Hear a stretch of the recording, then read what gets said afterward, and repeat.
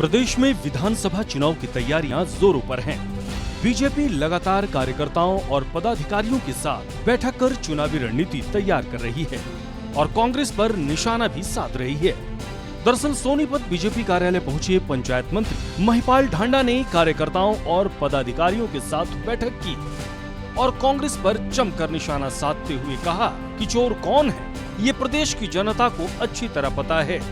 कांग्रेस में ऊपर से लेकर नीचे तक सभी भ्रष्ट हैं और भ्रष्टाचार में लिप्त हैं। कांग्रेस पार्टी किस चीज का हिसाब मांग रही है, पहले अपने कार्यकाल का हिसाब दे। देखिए भाई, चोर तो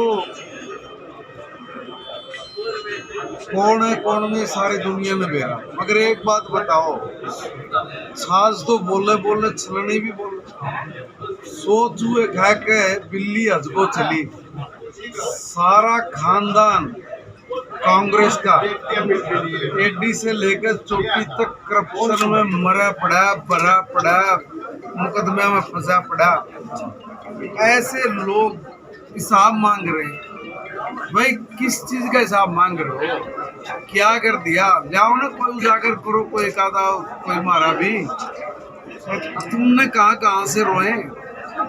जो भी ईंट उठाते हैं उसके नीचे से एक स्पोड़ा निकल के आता है, एक घोटाला निकल के आता है। सारा देश लूट के भगा दिया। तुम्हें आदमियों में शर्म नहीं आती है कहती है ना कि भाई हिसाब मांगेंगे? महिपाल ढांडा यही नहीं रुके और कहा कि कांग्रेस पार्टी सिर्फ झूठ के सहारे पर राजनीति करती है। जनता से वादा किया था कि वो 24 घंटे बिजली देंगे, लेकिन बिजली कहाँ है? सबसे पहले इसी का हिसाब दें। बीजेपी 24 घंटे बिजली दे रही है। हमारी सरकार बनाओ, हमारी सरकार बनाओ, हम 24 घंटे बिजली देंगे। दी क्या 24 घंटे बिजली? अगर दिए तो उसका हिसाब दो।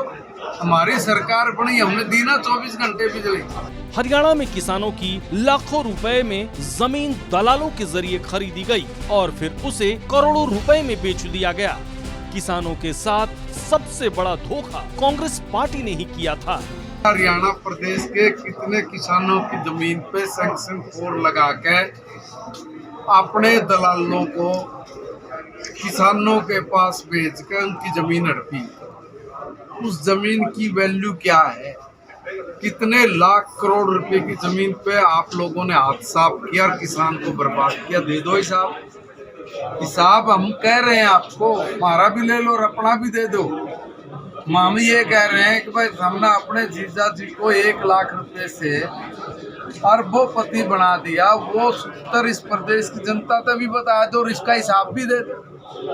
कौन सा ऐसा कोना छोड़ा है जिस कोने में कांग्रेस ने, मैं कहूँगा कि सारी चीजों में रिकॉर्ड ना तोड़ दियो? चोरी करने में, डाका डालन में, दलाली करने में, अरे कहाँ से रोए?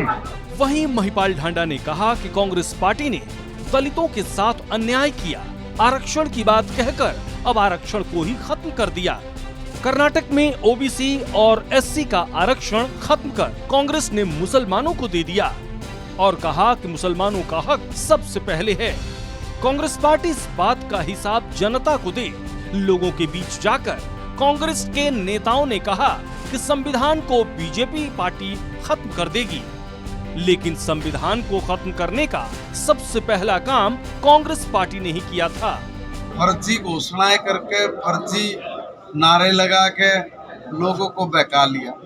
हमारे जो दलित भाई थे उनका उल्लू बना लिया और उल्लू ये बना दिया कि भाई ये तो संविधान बदल देंगे, आरक्षण में छेड़खानी करेंगे। इतने बदमाश लोग में जब तो कह रहे मैं कहाँ से रोए इन लोगों को।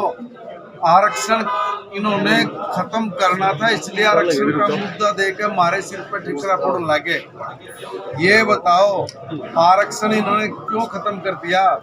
इधर आरक्षण की बात चलाकर कर्नाटका में इन लोगों ने एससी का और ओबीसी का आरक्षण खोज कर ने मुसलमानों को दे दिया। दे जवाब कि दिया है कि नहीं दिया? आपने क्यों खोज लिया इनका? आपने इनका हिस्सा भी, और ये हिस्सा खोज के ये कह रहे हैं कि भाई हमने तो बहुत पहले कहा था कि इस देश के संसाधनों पर पहला अधिकार मुसलमान का है। आगे तो के मार्ग बोल रहे हैं बात।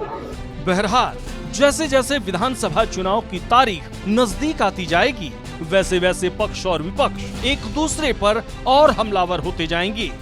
देखना दिलचस्प होगा कि आगामी चुनाव में किसके दावों और वादों पर जनता विश्वास करती है। लेकिन एक बात तो तय है कि जिस प्रकार से लगातार बीजेपी संगठन तैयारियों में जुटा है, उसकी तुलना में कांग्रेस में गुटबाजी ही देखने को मिल रही है।